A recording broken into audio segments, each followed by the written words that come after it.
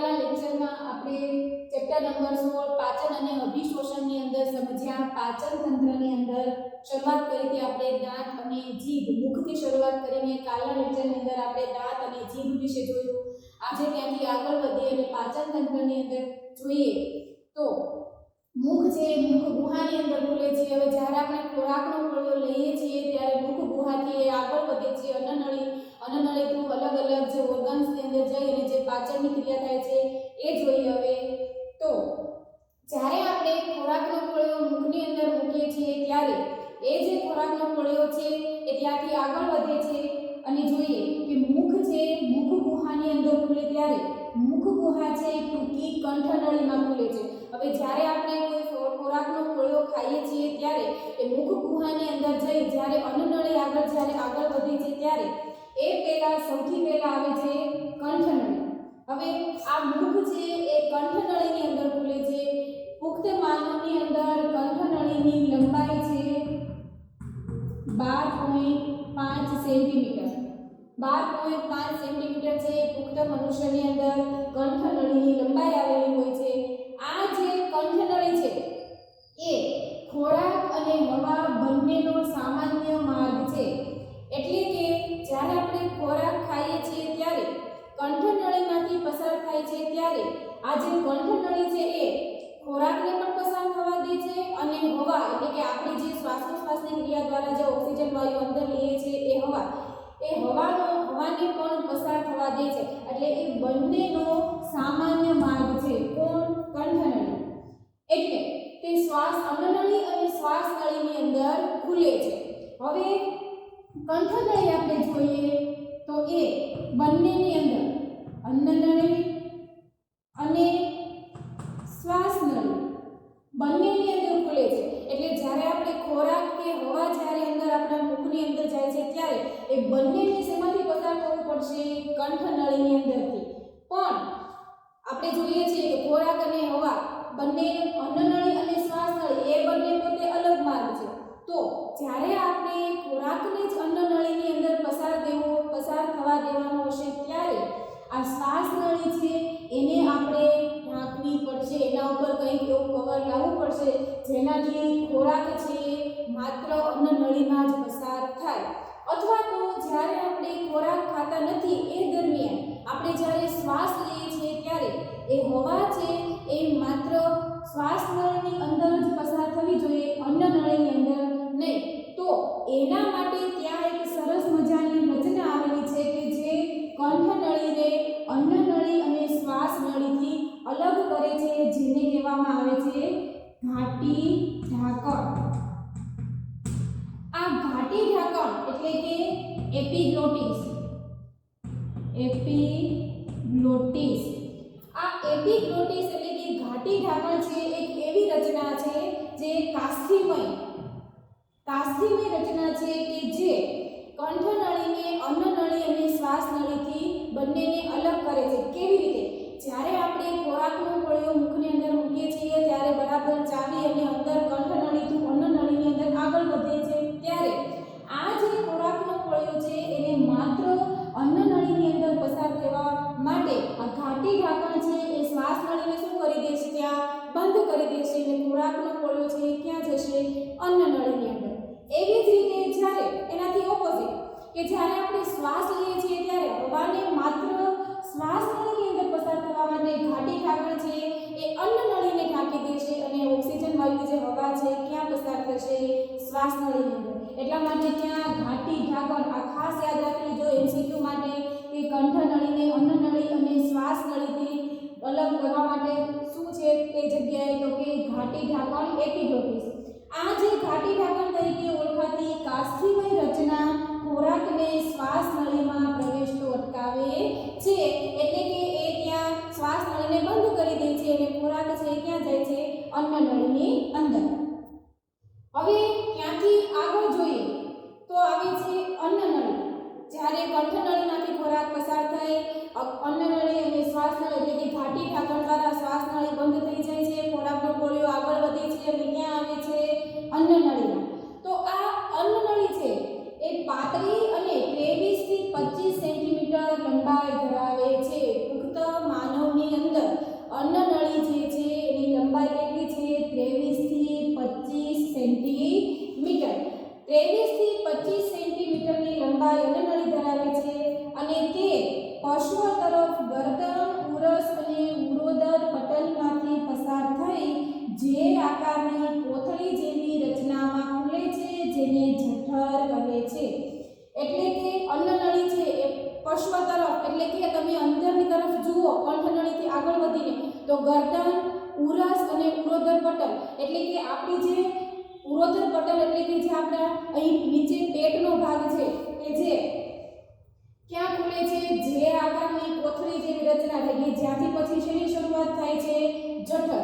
એ જઠર છે એના ઉપરનો ભાગ એટલે કંઠનળીથી લઈને જઠર સુધીનો જે વચ્ચેનો ભાગ છે એ શું છે આપણી અન્નનળી કે જેની અંદર અંતરાલીય સ્નાયુઓનું એક સ્તર આવેલું હોય છે જે ખોરાકને ધીમે ધીમે ક્યાં આગળ પસાર કરે છે જઠરની અંદર અને કોળીઓ છે એ અન્નનળીમાંથી પસાર થઈ અને જઠરની અંદર આવે છે. તો હવે આપણે વિદ્યાર્થી મિત્રો જઠરની રચના જોઈએ એટલે કે આપણું સ્ટમક પેટ. હવે જ્યારે ખોરાકનો કોળીઓ અન્નનળીમાંથી પસાર થઈ અને જઠરની અંદર આવે છે ત્યારે જઠર શું છે તો કે જઠર છે એ જે આકારની કોથળી જેવી રચના છે. તમને આકૃતિની અંદર ટેક્સ્ટબુકની અંદર એક આવી રચના બતાવેલી છે કે જે જઠરની રચના છે. આ જે આકારની કોથળી તમને એ આકૃતિની અંદર બતાવી જોઈ શકાય છે કે જે આકારની કોથળી જેવી રચના છે એને શું કીધું છે જઠર. હવે જઠર છે એ ઉદરીય ગુહાની ઉપરની ડાબી બાજુએ સ્થાન પામેલ છે. હવે આપણા શરીરનો ડાબી બાજુનો ભાગ જોઈએ તો ઉદરીય ગુહા એટલે કે આપણે ઉદર એટલે કે પેટનો જે ભાગ છે ત્યાં ડાબી બાજુએ સેજ ઉપરની તરફ શું આવેલું છે જઠર છે એ સ્થાન પામેલું છે જે મુખ્ય 3 ભાગમાં વિભાજિત થયેલું છે. જઠરની તમે આકૃતિ જોશો ટેક્સ્ટબુકની અંદર આપેલી છે અને અહીંયા પણ તમે જુઓ સમૃદ્ધિ સાથે. તો જઠર છે એ મુખ્ય 3 ભાગમાં વિભાજિત થયેલું છે. અહીંથી તમે જઠરની રચના સમજવાની શરૂઆત કરો તો અહીંયા તમને એક વાલ જેવી રચના જોવા મળશે. એને કહેવામાં આવે છે જઠર અન્નનાલીય વાલ. જઠર અન્નનાલીય વાલ એટલે કે આનું કામ શું છે તો કે આપણે જોઈએ છીએ કે આપણે ખોરાક ખાઈ લીધું અન્નળીમાંથી પસાર થાય જઠરની અંદર પસાર થાય અને જઠરમાં જ્યારે આવે છે ત્યારે જઠરનું કામ શું છે ખોરાકને વલોવવાનું. તો હવે આપણને પ્રશ્ન થાય કે જ્યારે ખોરાક વલોવાય છે ત્યારે એ ખોરાક કેમ અહીંયા જ આગળ વધે છે નાના આંતરડાની કેમ ત્યાંથી પાછો નથી આવતો.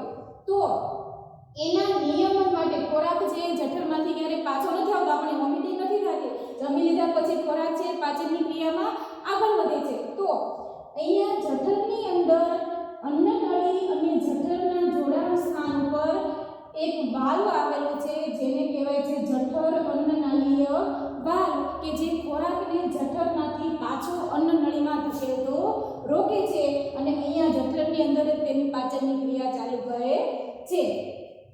ત્યાર પછી તમે જઠરની રચનામાં જોશો તો અહીંયા તમને જે આ સાઈડનો ભાગ છે એને કહેવામાં આવે છે ઉપરી જઠર. ઉપરી જઠર કે જઠરનો ઉપરનો ભાગ છે કે જ્યાં અન્નનળી છે ખુલતી નથી એટલા માટે એને કહેવાય છે ઉપરી જઠર.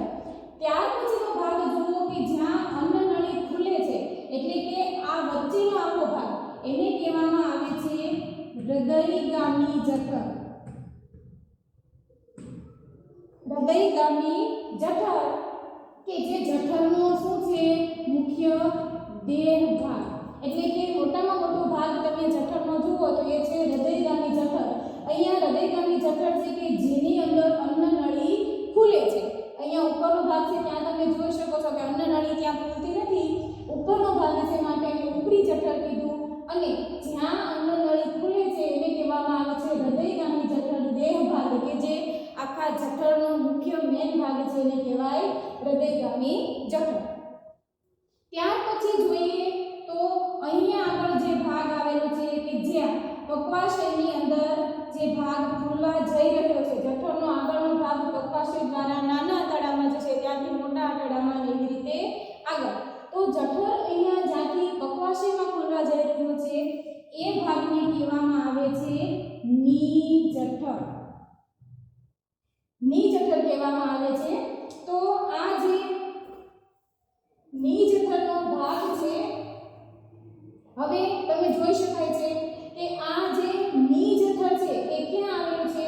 તો કે પકવાશયની અંદર આ જઠરનો જે ભાગ ખુલવા જઈ રહ્યો છે ત્યાં આવેલો છે નિજઠર ભાગ. આવી રીતે મુખ્ય 3 ભાગમાં જઠર છે એ વહેંચાયેલું છે. સૌથી પહેલા જે ઉપરનો ભાગ ઉપરી જઠર, જ્યાં અન્નનળી ખુલે છે એ ભાગ હૃદયગામી જઠર, અને આ જે ભાગ છે જઠરનો સૌથી મોટો ભાગ છે માટે એને કહેવામાં આવે છે દેહ ભાગ.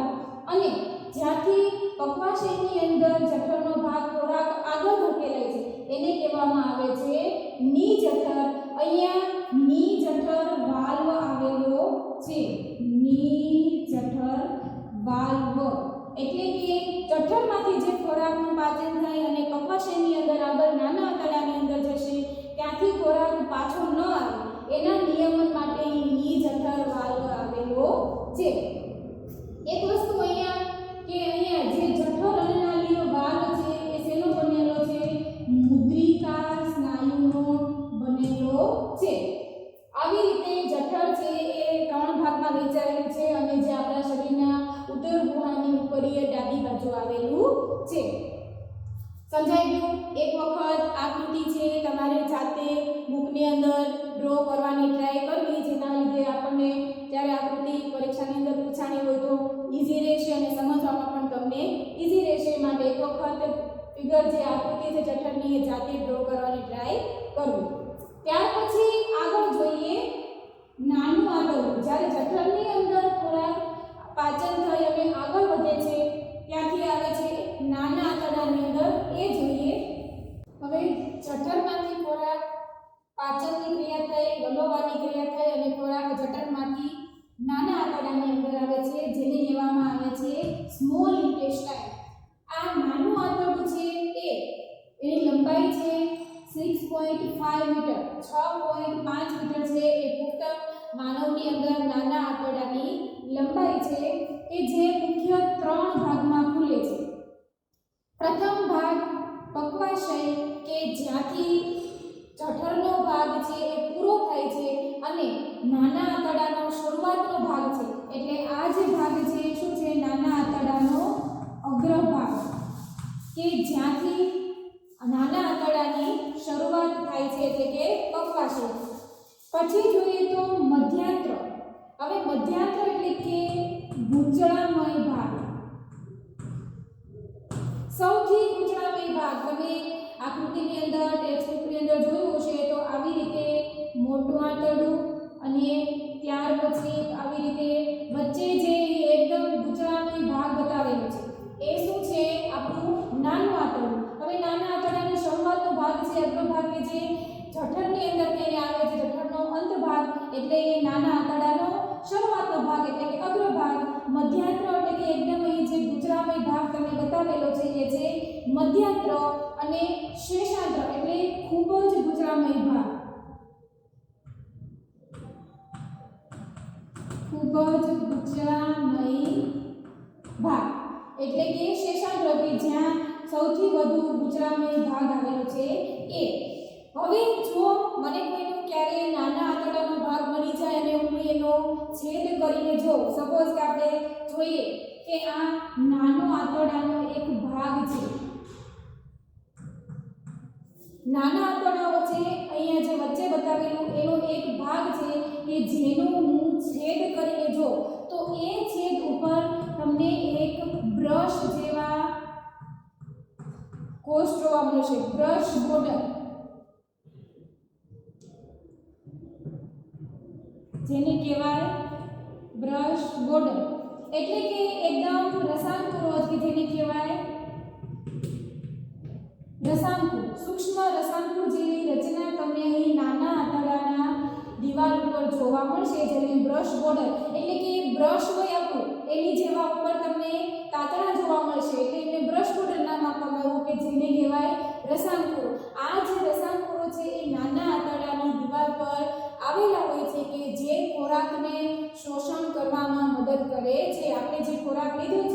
પાચન થઈ ગયું તો એ કોના દ્વારા શોષણ પામશે તો કે રસાયણકુરો બ્રશ બોર્ડર દ્વારા એ રસાયણકુરો દ્વારા ખોરાક છે એનું શોષણ થાય છે. ત્યાર પછી ખોરાક છે આગળ વધે છે અને મોટા આંતરડાની અંદર આવે છે. તો ત્યાં જોઈએ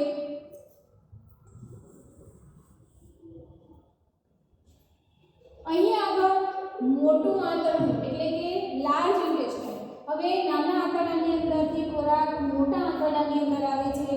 મોટા આંતરડાની અંદર મુખ્ય મોટું આંતરડું 3 ભાગની અંદર જોવા મળે છે. પહેલું છે અધ્યાન્ત્ર, બીજું કોલોન અને ત્રીજું મળાશય. કેવી રીતે અહીંયા આપણે આકૃતિની મદદથી જોઈએ.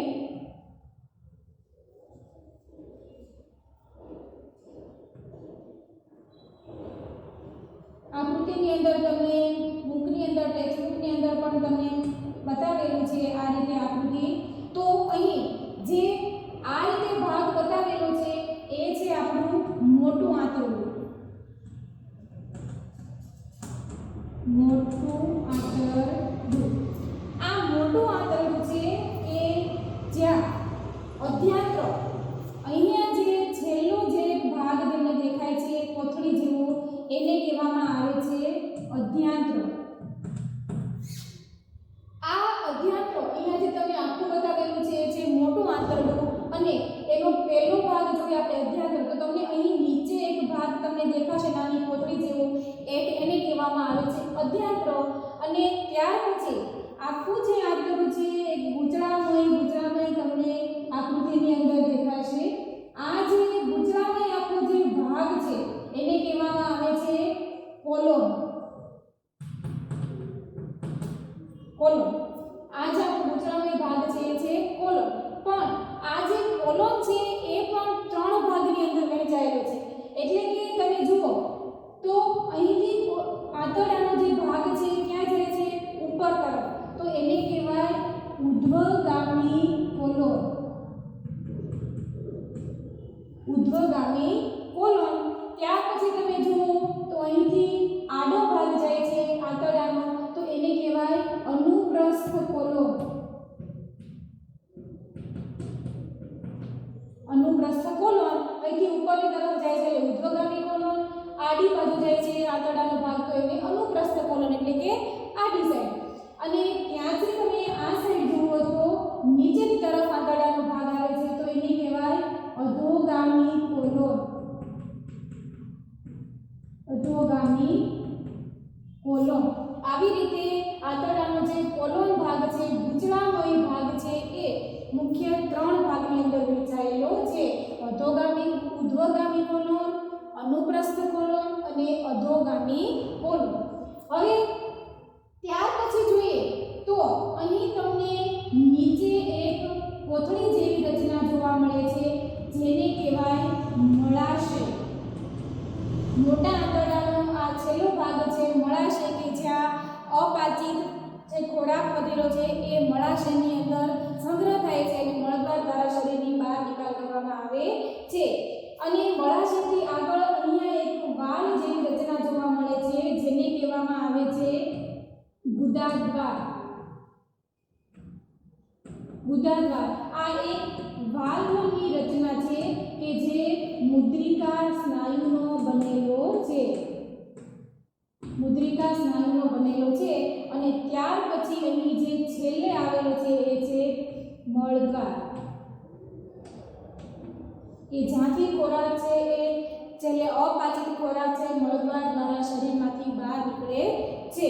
અને એક મહત્વની વસ્તુ અહીં તમે જોઈ શકો છો અધ્યાન્ત્રની નીચે તમને અહીં એક પૂંછડી જેવું એક તાતણા જેવી એક વસ્તુ જોવા મળશે. એને શું કહેવામાં આવે છે તો કે અહીં જે વધારાનો જે ભાગ છે એને કહેવામાં આવે છે આંત્રપૂછ. આંત્રપૂછ.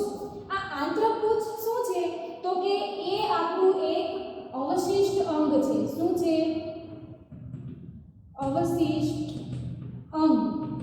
હવે અવશિષ્ટ અંગ એટલે શું તો કે એવું અંગ કે જે ઘણામાં હાજર હોય અને ઘણામાં હાજર ન હોય. કે જેમ કે આપણે જોઈએ તો આપણા પૂર્વજો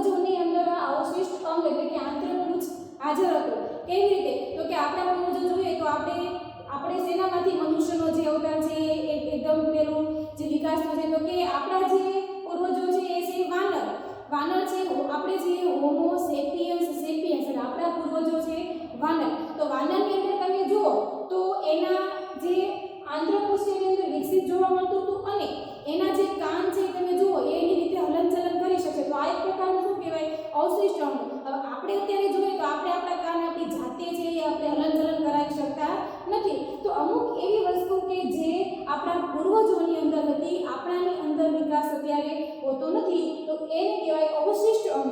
અને આ અવશિષ્ટ અંગ છે એ આપણા મોટા આંતરડાની દિવાલ સાથે કે છેલ્લે આંતરપુચ્છ તરીકે જોવા મળે છે. આ ઘણાની કેસની અંદર હોય છે આંતરપુચ્છ, અમુક સમય પછી વિકાસ પામે છે, તો આપણે એને કહેતા હોઈએ છીએ એપેન્ડિક્સ. તો એ સર્જરી દ્વારા એને દૂર કરવામાં આવે છે, તો એ વધારાનું જે અવશિષ્ટ અંગ છે કે જેનો શરીરમાં ક્યાંય ઉપયોગ નથી માટે એને સર્જરી દ્વારા દૂર કરવામાં પણ આવતું હોય છે. તો આ એક જે આપણું મોસ્ટ ઇમ્પોર્ટન્ટ જે ક્વેશ્ચન છે કે આંતરપુચ્છ શું છે અને ક્યાં આવેલું છે, તો કે મોટા આંતરડાની અધ્યાંત્ર પછી આવેલો એક પૂંછ આકારનો ભાગ છે અને એ માણસનું શું છે અવશિષ્ટ અંગ છે કે જે કાંઈ બિનજરૂરી છે.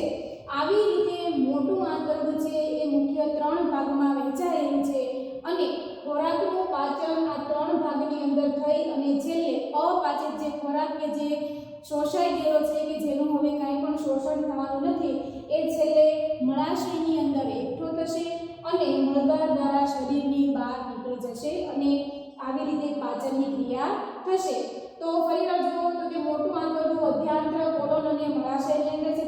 અહીં તમે આ અંદર આવેલું છે કયું છે નાનું આંતરડું, એની બહાર જે આવેલું છે એ છે મોટું આંતરડું. તો અધ્યાંત્ર છે અહીં નીચેનો કોથળી જેવો ભાગ એ અધ્યાંત્ર છે. ત્યાર પછી જે તમને ગુચડામય ભાગ જોવા મળે છે એ છે કોલોન. કોલોનના પણ 3 પ્રકાર છે. જે ભાગ ગુચડામય ભાગ ઉપર જાય છે એને કહેવાય ઉર્ધ્વગામી કોલોન. જે અનુપ્રસ્થ એટલે કે આડો ભાગ છે એને કહેવાય અનુપ્રસ્થ કોલોન અને જે નીચેની તરફ ભાગ આવે છે મોટા આંતરડાનો એને કહેવાય અધોગામી કોલોન. અને ત્યાર પછી મળાશય અને મળદ્વાર દ્વારા ખોરાક છે બહાર નીકળી જાય છે.